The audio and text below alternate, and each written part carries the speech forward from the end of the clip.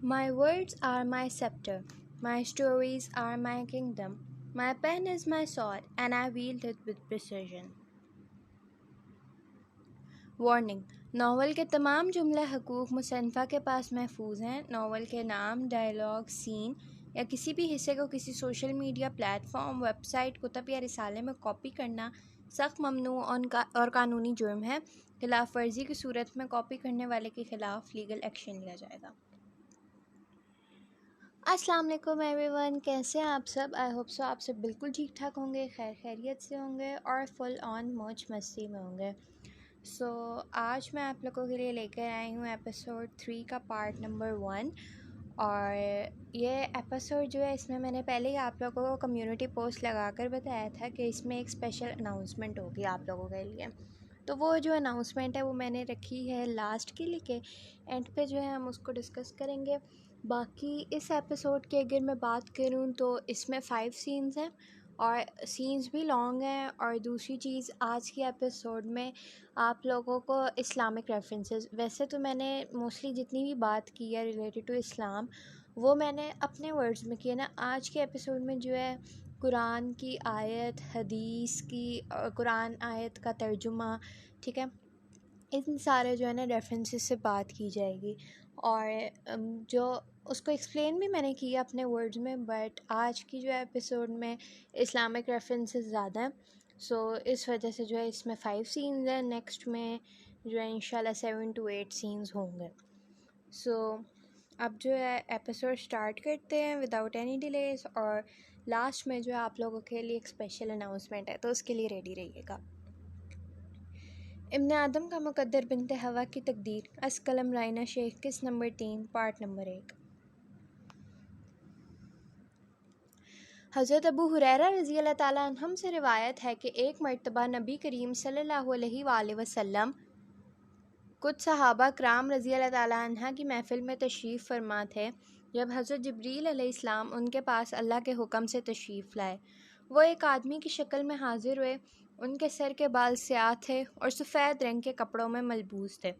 वो नबी करीम सल्लल्लाहु अलैहि वसल्लम के साथ जाकर बैठे और सहाबा कराम रज़ी अल्लाह ताला अन्हुम में से कोई भी उन्हें पहचान ना सका। उन्होंने नबी अकरम सल्लल्लाहु अलैहि वसल्लम से कुछ सवालात पूछे कि ए मोहम्मद सल्लल्लाहु अलैहि वसल्लम, मुझे इस्लाम के बारे में बताइए कि इस्लाम क्या है। तो आपने फरमाया कि इस्लाम ये है कि तुम ये गवाही दो कि अल्लाह के सिवा कोई इबादत के लायक नहीं, और ये गवाही दो कि मोहम्मद सल्लल्लाहु अलैहि वसल्लम अल्लाह के रसूल हैं, और नमाज कायम करो और ज़कात अदा करो और रमज़ान में रोज़े रखो और अल्लाह के घर का हज करो जब भी तुम्हें उसकी इस्तिताअत मुयस्सर हो। फिर उन्होंने दोबारा सवाल किया कि ए मोहम्मद सल्लल्लाहु अलैहि वसल्लम, मुझे ईमान के बारे में बताइए कि ईमान क्या है। तो आपने फरमाया कि ईमान ये है कि तुम अल्लाह पर ईमान लाओ, उसके फ़रिश्तों पर ईमान लाओ, उसकी किताबों पर ईमान लाओ, उसके रसूलों पर ईमान लाओ, यौम आखिरत पर ईमान लाओ और खैर व शर पर और तकदीर पर ईमान लाओ। जो अल्लाह की तरफ से तकदीर बरहक है उस पर ईमान लाओ।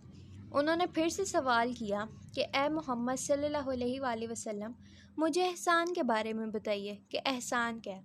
तो रसूल अल्लाह सल्लल्लाहु अलैहि वसल्लम ने फरमाया कि एहसान ये है कि तुम अल्लाह की इबादत ऐसे करो जैसे तुम उसे देख रहे हो।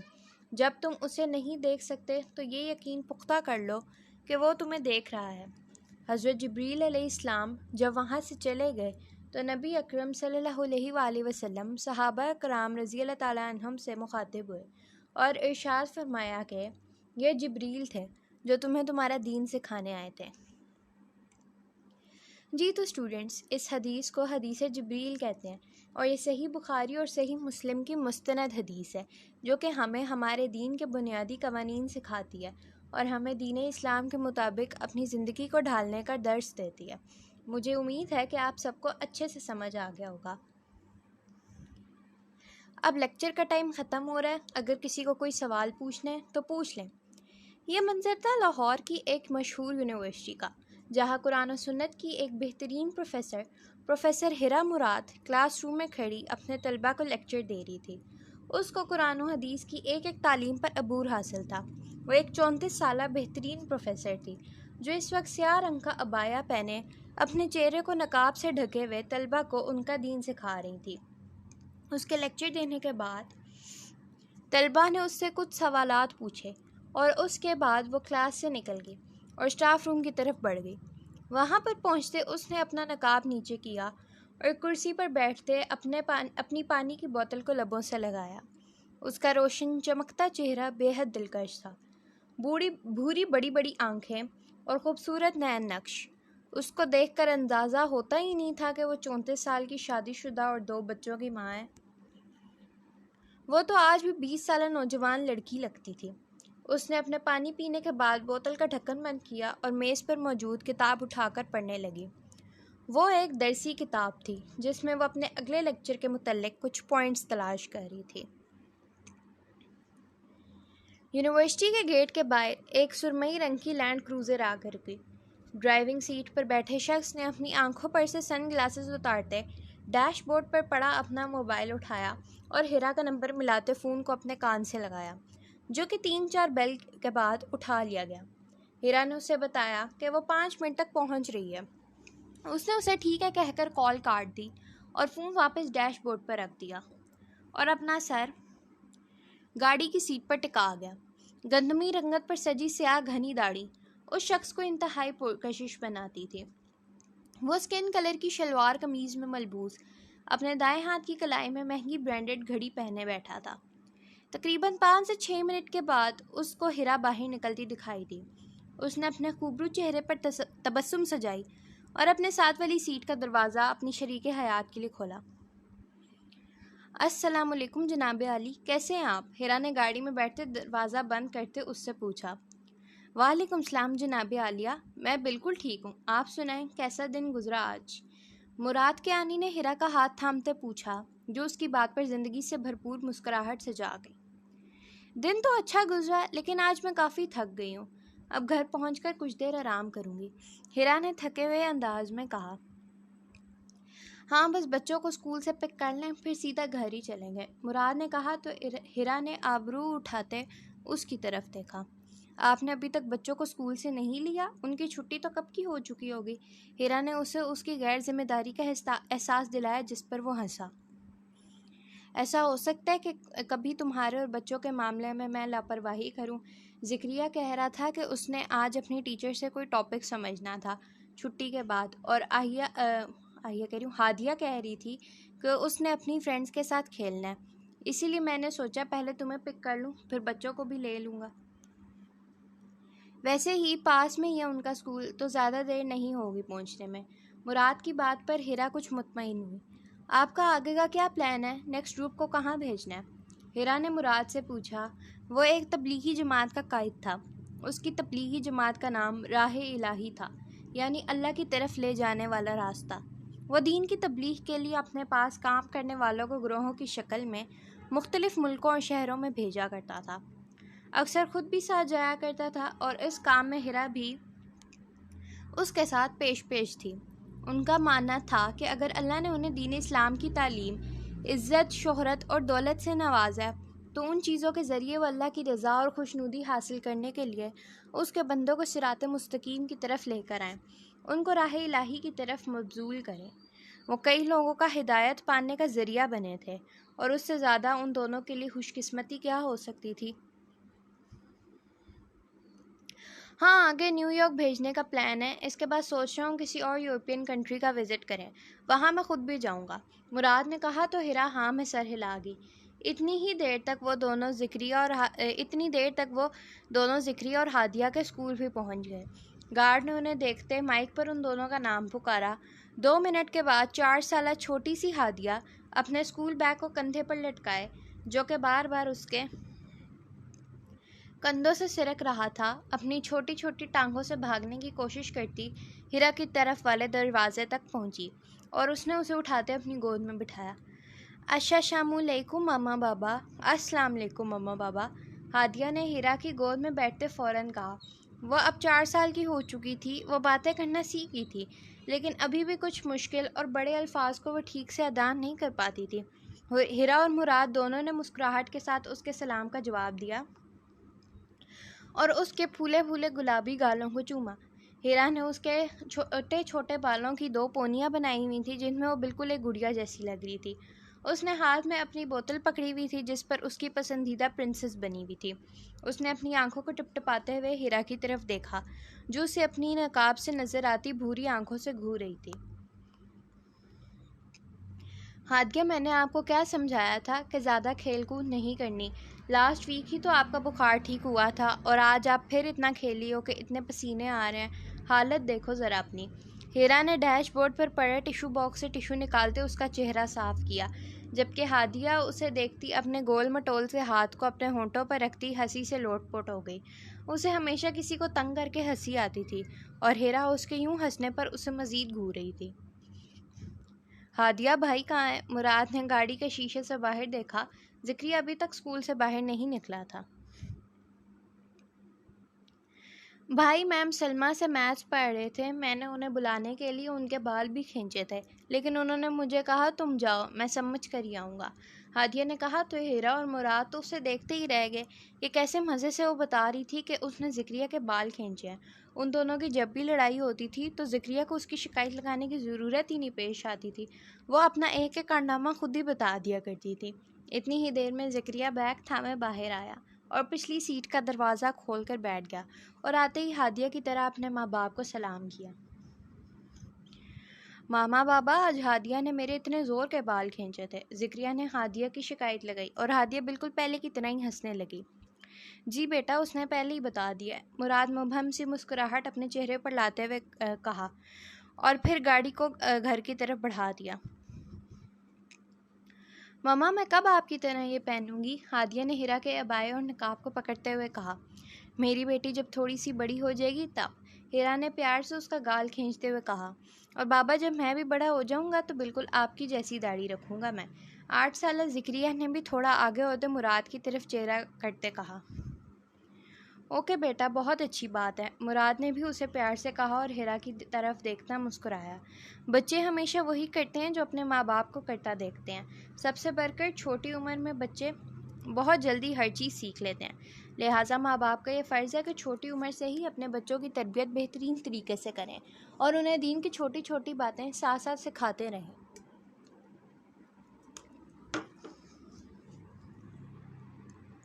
صفان اس وقت اپنے کمرے میں بیٹھا اسٹوڈنٹس کے ٹیسٹ چیک کر رہا تھا۔ اسے واپس آئے ہوئے 2 دن ہو گئے تھے اور اب کچھ ہی دنوں میں اس نے اسلام آباد چلے جانا تھا۔ ٹیسٹ چیک کرتے ہوئے ہی اس کا ذہن کسی اور طرف نکل گیا۔ اب تو بیٹھے بیٹھے ہی وہ اس کے خیالات کا محور بن جاتی تھی، یا یوں کہنا زیادہ بہتر ہوگا کہ وہ اسے کبھی بھول ہی نہیں پاتا تھا۔ وہ تو اس کے خواب و خیال میں ہمیشہ رہتی تھی، جیسے وہ جگہ صرف اسی کے لیے بنی ہو۔ کتنے سال ہو گئے تھے لیکن صفان کے لیے اس کا مقام آج بھی ویسا ہی تھا۔ وہ اپنے کام کو مکمل توجہ کے ساتھ کرتا تھا اور کوشش کرتا تھا کہ کام کے دوران کچھ اور نہ سوچے، لیکن آج کیا ہوا تھا یہ صفان محبوب کو خود بھی سمجھ نہیں آ رہا تھا۔ ذہن میں اس کا خیال آیا تھا تو اب وہ کیسے کام کر سکتا تھا؟ اس نے سب کاغذات کو وہیں پر چھوڑا اور اپنے کمرے کی کھڑکی سے باہر دیکھنے لگا۔ کھڑکی سے آتی دھوپ اس کے چہرے پر پڑ رہی تھی اور اس کی ہیزل آنکھوں کی خوبصورتی کو بڑھا رہی تھی۔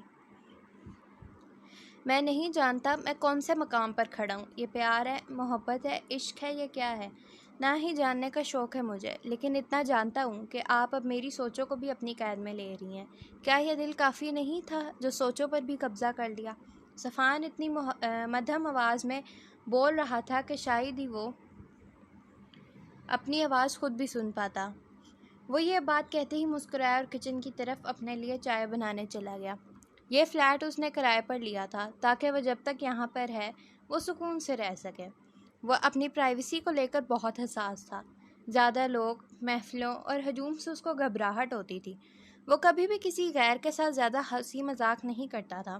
اس کی چھوٹی سی دنیا میں صرف اس کے اپنے تھے اور ایک وہ جسے وہ دل میں بسائے بیٹھا تھا۔ شہاب قریشی اور شمع بیگم اس وقت کبیر کی شادی کا کارڈ لے کر شمسی سید اور نوشین شمسی سید کے گھر گئے تھے۔ محراب ڈیوٹی پر گیا تھا اور زنیرہ کا شوہر حارث بھی اپنے پرانے دوستوں سے ملنے گیا تھا۔ ٹی وی لاؤنج میں اس وقت زنیرہ اپنے ماں باپ کے ساتھ بیٹھی مہمانوں کو کمپنی دے رہی تھی اور ماہین اور آریان لان میں کھیل رہے تھے۔ شہاب قریشی اور شمسی سید کی دوستی بزنس کی وجہ سے ہوئی تھی، اور پھر کچھ سالوں بعد شمسی سید لندن شفٹ ہو گئے، اور آج جیسے ہی شہاب قریشی کو اپنے دوست کی پاکستان میں آمد کا پتہ چلا تو وہ فوراً شمع بیگم کے ساتھ کبیر کی شادی کا کارڈ لے کر انہیں مدعو کرنے چلے گئے۔ آج وہ لوگ کافی سالوں بعد مل رہے تھے، کیونکہ پہلے ہمیشہ شمسی سید اپنے خاندان کے ساتھ صرف کچھ دنوں کے لیے پاکستان آیا کرتے تھے تاکہ وہ محراب سے مل سکیں، لیکن اس دفعہ تھوڑے زیادہ ٹائم کے لیے آئے تھے۔ شمع بیگم تو پہلی دفعہ ان لوگوں سے مل رہی تھیں اور انہیں سب بہت اچھے لگے تھے۔ شمع بیگم نے لاؤنج میں لگی محراب کی تصویر کو غور سے دیکھا۔ وہ آرمی کی یونیفارم میں آنکھوں پر سیاہ چشمہ لگائے کسی ہیرو کی طرح لگ رہا تھا۔ وہ ان کو دیکھنے میں کافی اچھا لگا تھا۔ اسے یونیفارم میں دیکھتے انہیں زرلش یاد آئی تھی کہ وہ بھی تو یونیفارم میں حسین ترین لگتی ہے۔ اس کی تصویر دیکھتے انہوں نے کچھ سوچا، یقیناً وہ اسے زرلش کے لیے سوچ رہی تھی۔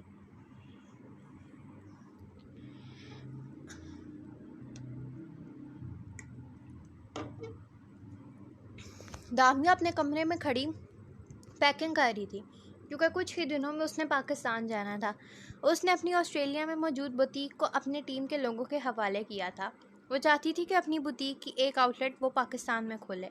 ویسے ہی وہ پاکستان سے بھی اپنے کاروبار کو آن لائن ہینڈل کر سکتی تھی، اسی لیے اس کو زیادہ پریشانی نہیں تھی۔ وہ اپنا سوٹ کیس بیڈ پر رکھے الماری سے کپڑے نکال کر اس میں ڈال رہی تھی جب اس کے کمرے میں زینت بیگم داخل ہوئیں۔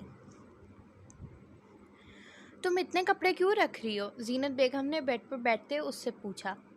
موم، اب ادھر تو میں کبھی کبھی ہی آیا کروں گی اپنے کام کے لیے، تو اس لیے سب لے کر جا رہی ہوں، اور اگر آئے دن مجھے نہ اچھا لگا تو پھر واپس آ جاؤں گی، میں آپ فکر نہ کریں۔ دامیا نے اپنی شرٹ اندر رکھتے جواب دیا۔ اللہ نہ کرے، کیسی باتیں کر رہی ہو، کچھ سوچ سمجھ کر بولا کرو۔ زینت بیگم نے اسے آنکھیں دکھائیں۔ میں سوچ سمجھ کر ہی بول رہی ہوں موم، آپ لوگوں نے بچپن میں ہماری منگنی کر دی جب ہمیں کسی چیز کی سمجھ ہی نہیں تھی، تو اب شادی جیسا فیصلہ اپنی مرضی سے لینا ہے میں نے۔ آئے دن مجھے اگر اپنے ساتھ سوٹیبل لگا تو ٹھیک ہے، نہیں تو وہ دنیا کا کوئی آخری مرد نہیں ہے۔ دامیا نے انہیں دیکھتے کہا۔ بس جو فیصلہ بڑوں نے کر لیا وہی فائنل ہے، اب میں ایسا کچھ اول فول نہ سنوں تمہارے منہ سے، اور یہ اتنا سامان رکھنے کی ضرورت نہیں ہے، وہاں کوئی ایسے کپڑے نہیں پہنتا، بھابھی بھائی اور آئیڈن کیا سوچیں گے کہ میں نے تمہیں یہ بھی نہیں سکھایا۔ زینت بیگم اب کی بار دامیا کی بات پر اپنا ضبط کھوتے غصے سے کھڑی ہو گئی۔ موم، میں نہیں جانتی کہ اتنے سال یہاں رہ کر بھی آپ کیوں آج بھی ویسا ہی سوچتی ہیں، لیکن میں جو بات کر رہی ہوں شاید آپ مطلب نہیں سمجھ پا رہی۔ میں ایسے ہی تو نہیں نہ کسی سے بھی بغیر سوچے سمجھے شادی کر سکتی، اور میں اگر کبھی بھی اپنے اندر کوئی چینج لائی تو میں اپنے لیے لاؤں گی، کسی دوسرے کے لیے نہیں۔ دامیا نے ادب و احترام سے کہا۔ اس کو یہ بات اکثر بے چین کرتی تھی کہ اس کے اور اس کے والدین کے بہت سے خیالات نہیں ملتے، جس کی وجہ سے انہیں آپس میں بہت سے مسائل کا سامنا کرنا پڑتا ہے۔ تم نے کبھی میری بات سنی ہے جو اب سنو گی؟ کرو جو کرنا ہے، اپنی مرضی ہے تمہاری۔ زینت بیگم کہتے کمرے سے باہر چلی گئی، جبکہ دامیا پیکنگ کرنا چھوڑتے بیڈ پر اپنے دونوں ہاتھوں کی انگلیوں کا آپس میں الجھا کر اپنے سر کے نیچے رکھتے سیدھا لیٹ گئی اور گہری سوچ میں ڈوب گئی۔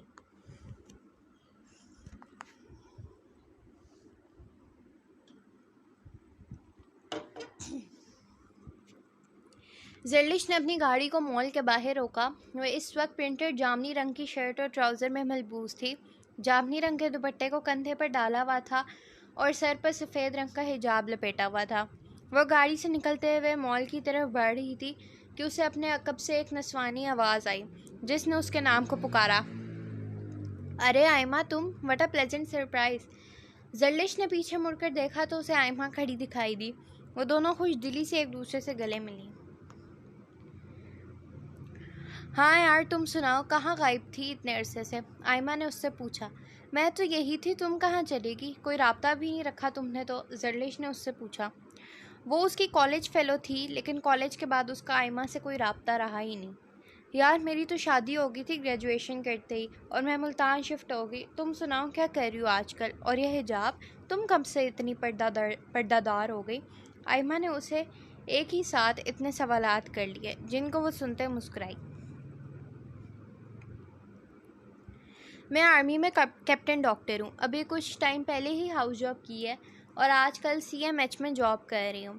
اور حجاب کی کہانی ویسے تو مختصر ہے، لیکن اس کے لیے میں نے بہت کچھ فیس کیا۔ اندر فوڈ کورٹ ہے، چلتے ہیں، وہاں پر آرام سے بیٹھ کر بتاتی ہوں تمہیں۔ زرلش نے کہا تو آئمہ بھی اس کی بات سے اتفاق کرتے اندر بڑھ گئی۔ فوڈ کورٹ پہنچتے ہی انہوں نے اپنا آرڈر پلیس کیا اور باتوں میں مصروف ہو گئی۔ آئمہ اسے اپنے گھر، شوہر اور سسرال والوں کے قصے سنا رہی تھی، جنہیں وہ ہنستے ہوئے سن رہی تھی۔ یار اب بتا بھی دو، میں بےتاب ہوں سننے کے لیے، آئمہ نے ہنستے ہوئے اسے کہا، جس پر زرلش بھی مسکرائی۔ اب میں یہ سوچ رہی ہوں کہ شروع کہاں سے کروں اور ختم کہاں پر کروں۔ یار تم پہلی ہو جس نے مجھ سے سوال پوچھا ہے، ورنہ آج تک ہر کسی نے بس مجھے ڈیگریڈ ہی کیا ہے۔ صرف میرے ڈیڈ اور بھائی سپورٹ کرتے ہیں مجھے اس معاملے میں، لیکن آج پہلی دفعہ میں اپنا ٹرننگ پوائنٹ کسی کے ساتھ شیئر کرنے لگی ہوں۔ زرلش نے چومن کھاتے ہوئے کہا، ڈونٹ وری، تم مجھ سے شیئر کر سکتی ہو، بلکہ مجھے تو خوشی ہو رہی ہے تمہیں یوں دیکھ کر۔ آئمہ نے اس کے ہاتھ پر ہاتھ رکھتے اسے تسلی دی، جس پر اسے مزید حوصلہ ملا۔ تھینک یو سو مچ یار۔ وہ دراصل ہوا یہ کہ میں اپنے روم میں بیٹھی انسٹاگرام پر تقریباً 1 ماہ پہلے ریلز سکرول کر رہی تھی۔ اس میں کچھ ریلز ناچ گانے والی تھی، کچھ میرے کام سے ریلیٹڈ تھی، مطلب ہر طرح کی تھی۔ تبھی میرے سامنے ایک ریل آئی اور مجھے نہیں پتا تھا کہ صرف ایک چھوٹی سی ریل نے میری زندگی میں اتنی بڑی تبدیلی لے آنی ہے اور اس سے میرا حال، مستقبل اور آخرت سنور جانی ہے۔ میں شکر گزار ہوں اللہ کی بھی، جس نے صرف کچھ سیکنڈز کی ریل کو میری ہدایت کا وسیلہ بنایا، اور اس ریل بنانے والی کی بھی جس نے میری آنکھیں کھول دیں، مجھے بتایا کہ دین کیا ہے۔ تم جانتی ہو اس ریل میں ایسا کیا تھا؟ اس ریل میں سورۃ النور کی ایک آیت تھی۔ میں نے قرآن مجید بچپن میں پڑھا تھا، جب تھوڑی بڑی ہوئی تو پڑھنا چھوڑ دیا۔ اس کو میں نے کبھی ترجمے کے ساتھ نہیں پڑھا، لیکن اس آیت نے نہ صرف مجھے بدلا، بلکہ مجھے قرآن پاک کو ترجمہ اور تفسیر کے ساتھ پڑھنے کی عادت بھی ڈلوا دی۔ تمہیں پتہ ہے اللہ سورۃ النور میں فرماتا ہے، وَقُلْ لِلْمُؤْمِنَاتِ يَغْضُضْنَ مِنْ أَبْصَارِهِنَّ وَيَحْفَظْنَ فُرُوجَهُنَّ وَلَا يُبْدِينَ زِينَتَهُنَّ إِلَّا مَا ظَهَرَ مِنْهَا وَلْيَضْرِبْنَ بِخُمُورِهِنَّ عَلَى جُيُوبِهِنَّ وَلَا يُبْدِينَ زِينَتَهُنَّ إِلَّا لِبُؤُولَتِهِنَّ أَوْ آبَائِهِنَّ أَوْ آبَاءِ بُؤُولَتِهِنَّ أَوْ أَبْنَائِهِنَّ أَوْ أَبْنَاءِ بُؤُولَتِهِنَّ أَوْ إِخْوَانِهِنَّ أَوْ بَنِي إِخْوَانِهِنَّ أَوْ بَنِي أَخَوَاتِهِنَّ أَوْ نِسَائِهِنَّ أَوْ مَا مَلَكَتْ أَيْمَانُهُنَّ أَوْ التَّابِعِينَ غَيْرِ أُولِي الْإِرْبَةِ مِنَ الرِّجَالِ أَوِ الطِّفْلِ الَّذِينَ لَمْ يَظْهَرُوا عَلَى عَوْرَاتِ النِّسَاءِ وَلَا يَضْرِبْنَ بِأَرْجُلِهِنَّ لِيُعْلَمَ مَا يُخْفِينَ مِنْ زِينَتِهِنَّ وَتُوبُوا إِلَى اللَّهِ جَمِيعًا أَيُّهَا الْمُؤْمِنُونَ لَعَلَّكُمْ تُفْلِحُونَ۔ سورۃ النور آیت نمبر 31۔ ترجمہ: اور مومن عورتوں سے بھی کہہ دو کہ وہ بھی اپنی نگاہیں نیچے رکھا کریں اور اپنی شرمگاہوں کی حفاظت کیا کریں، اور اپنی آرائش یعنی زیور کے مقامات کو ظاہر نہ ہونے دیا کریں مگر جو ان میں سے کھلا رہتا ہو، اور اپنے سینوں پر اوڑھنیاں اوڑھے رہا کریں، اور اپنے خاوند اور باپ اور خسر اور بیٹوں اور خاوند کے بیٹوں اور بھائیوں اور بھتیجوں اور بھانجوں اور اپنی ہی قسم کی عورتوں اور لونڈی غلاموں کے سوا نیز ان خدام کی جو عورتوں کی خواہش نہ رکھیں، یا ایسے لڑکوں کے جو عورتوں کے پردے کی چیزوں سے واقف نہ ہوں، غرض ان لوگوں کے سوا کسی پر اپنی زینت اور سنگار کے مقامات کو ظاہر نہ ہونے دیں، اور اپنے پاؤں ایسے طور سے زمین نہ ماریں کہ جھنکار کانوں میں پہنچے اور ان کا پوشیدہ زیور معلوم ہو جائے۔ اور مومنو، سب خدا کے آگے توبہ کرو تاکہ فلاح پاؤ۔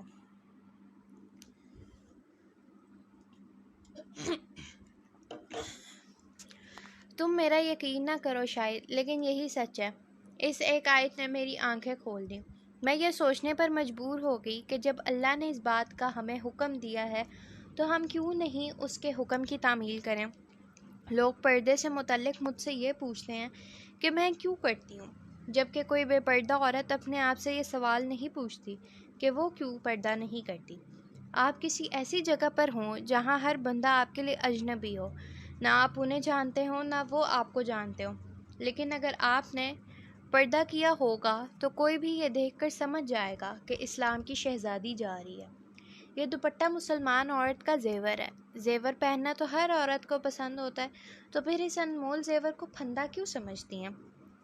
مسلمان عورتیں بہت انمول ہوتی ہیں، تو پھر ان کا ظاہر اور باطن بھی تو انمول ہونا چاہیے نا۔ ہم اپنی قیمتی چیز کو سیج سیج کر رکھتے ہیں، تو کیا ہماری ذات اور ہمارا وجود قیمتی نہیں ہے جس کی لوگ کھلے عام نمائش کرتے ہیں؟ پردہ عورت کو شرمندہ نہیں کراتا، بلکہ اسے مزید آگے بڑھنے میں مدد کرتا ہے۔ بے پردہ عورت چاہے جس مقام پر بھی ہو، دنیا کے جس کونے میں بھی ہو، اپنے آپ پر لوگوں کی گندی نظریں دیکھ کر انسیکیور ضرور ہوتی ہے، کیونکہ اسے پتہ ہوتا ہے کہ اس نے اپنے آپ کو چھپایا نہیں ہوا۔ لیکن باپردہ عورت جانتی ہے کہ سامنے والے کی جیسی بھی نظر ہو، وہ محفوظ ہے، کیونکہ اس نے اپنے آپ کو خود محفوظ رکھا ہے۔ میرے لیے ایلیٹ کلاس ہوتے ہوئے پردہ کرنا آسان نہیں تھا۔ لوگ تو دور کی بات، پہلے تو میری اپنی ممی اور بہن اس چیز کو ایکسیپٹ کرنے کے لیے تیار نہیں۔ بہت سناتے ہیں لوگ، لیکن ایسی باتوں کو میں ایک کان سے سن کر دوسرے سے نکالتی ہوں۔ میں مطمئن ہوں آئمہ کہ میرا اللہ راضی ہے اس چیز سے۔ زرلش نے مسکراہٹ اور نم آنکھوں کے ساتھ اپنی پوری بات بتائی، جس پر آئمہ مسکرائی۔ تم بہت بہادر ہو زرلش، مجھے فخر ہے تم پر۔ تم جیسے لوگ اس دنیا میں بہت کم ہیں، لیکن مجھے بہت خوشی ہے کہ تم نے جلد ہی یہ فیصلہ لے لیا، ورنہ اکثر لوگ ٹھوکر کھا کر سمجھتے ہیں۔ آئمہ نے کہا تو زرلش نے مبہم مسکراہٹ کے ساتھ سر اس بات میں ہلایا۔ ہاں، بہت سے لوگ ٹھوکر کھا کر سمجھتے ہیں، لیکن جب اللہ ہدایت دیتا ہے تو پتہ بھی نہیں لگتا کہ کب انسان اپنے دین کے خوبصورت اصولوں سے روشناس ہو گیا۔ زیادہ تر لوگ ٹھوکر کھا کر ہی سمجھتے ہیں، لیکن خوش قسمت ہیں وہ لوگ جو بغیر کسی ٹھوکر، بغیر کسی نقصان کے سمجھتے ہیں۔ اور مجھے خوشی ہے کہ میں بھی انہی لوگوں میں شامل ہوں، زرلش نے آئمہ کی آنکھوں میں دیکھتے ہوئے کہا، اور پھر وہ دونوں فوڈ کورٹ سے نکل کر شاپنگ کرنے چل گئیں۔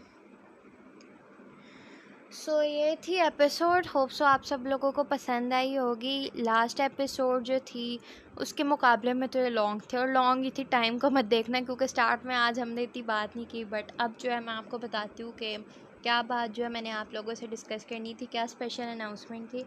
اور اگر آج جو ہے میری کیونکہ نا ابھی پتہ نہیں کیوں گلا میرا تھوڑا سا بیٹھ رہا تھا، ابھی میں نے نا ایپیسوڈ سٹارٹ کرنے سے پہلے میں نے چائے پی تھی، تو اس کی وجہ سے نا اکثر بولتے ہوئے ایک دم باتیں کرنا شروع کرو تو ہو جاتی ہے آواز۔ آواز اگر میری تھوڑی سی آپ کو آج عجیب لگی ہے تو اسے اگنور کیجیے گا۔ باقی اب میں آپ کو بتاتی ہوں کہ کیا اسپیشل اناؤنسمنٹ میں نے آپ لوگوں کے لیے رکھی ہوئی تھی۔ تو موسٹلی لوگ مجھے کہہ رہے تھے ایپیسوڈ تو میں لانگ ہی دیتی ہوں، کیونکہ اگر آپ لوگ دیکھیں نا، جو رائٹر جو کافی ٹائم سے لکھتا آ رہا ہے، وہ اس کی ایک پوری فلو بن گئی ہوتا ہے، وہ لکھ رہا ہوتا ہے، اور لکھنا مطلب سٹوری، میرے خیال سے سٹوری میں اتنا ٹائم سوچنے میں مجھے نہیں لگا جتنا لکھنے میں لگتا ہے۔ کہ اردو ٹائپنگ جو ہے موبائل پر یا لیپ ٹاپ پر بھی کر رہے ہو، بیکاز ہمیں انگلش میں ٹائپ کرنے کی عادت ہے، تو اردو ٹائپنگ میں کافی ٹائم لگتا ہے، تو اس کی وجہ سے پھر جو ہے جتنی ایپیسوڈ لکھی جاتی ہے اتنی میں آپ لوگوں کو دے دیتی ہوں۔ باقی اور بھی تو کام ہوتا ہے، خالی ایک ایپیسوڈ تو نہیں لکھ رہا ہوتا ایک رائٹر، تو کافی ٹائم لگتا ہے۔ اور بہت سے لوگ مجھے کہہ رہے تھے کہ آپ جو ہے لانگ ایپیسوڈ دیا کریں، ابھی میں نیو اس چیز میں، اور میں لانگ ہی دے رہی ہوں اپنی طرف سے، میں جتنی لانگ دینے کی کوشش کرتی ہوں لانگ دے رہی ہوں۔ باقی جو ہے اگر آپ لوگ چاہتے ہیں کہ ایکسٹرا لانگ میں دوں ایپیسوڈ، تو اس کے لیے پھر ایسی تو نہیں نا میں لانگ دوں گی، پھر تھوڑی آپ لوگوں کو بھی محنت کرنی پڑے گی. اور محنت کیا کرنی ہے کہ آئی گیس 40 to 41 سبسکرائبرز رہ گئے ہیں 100 کمپلیٹ ہونے میں.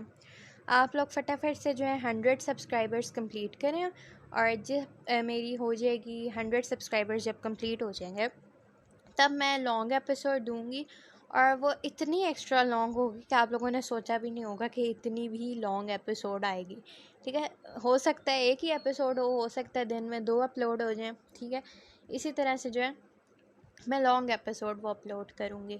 سو اس کے لیے آپ لوگوں نے کیا کرنا ہے کہ چینل کو جو ہے سبسکرائب کریں، لائکس کریں، کمنٹس کریں، جو جو پڑھتے ہیں وہ ریویوز دیا کریں اور لائک کیا کریں. ایک رائٹر کو جو ہے آپ لوگ، جو میں لکھتی ہوں تو مجھے اس کی محنت کس طرح سے وصول ہوگی، میرا ہارڈ ورک جو ہے مجھے تب اس کا جو ہے انعام ملے گا اگر آپ لوگ لائک کریں گے، چینل کو سبسکرائب کریں گے اور اپنا ریویو شیئر کریں گے.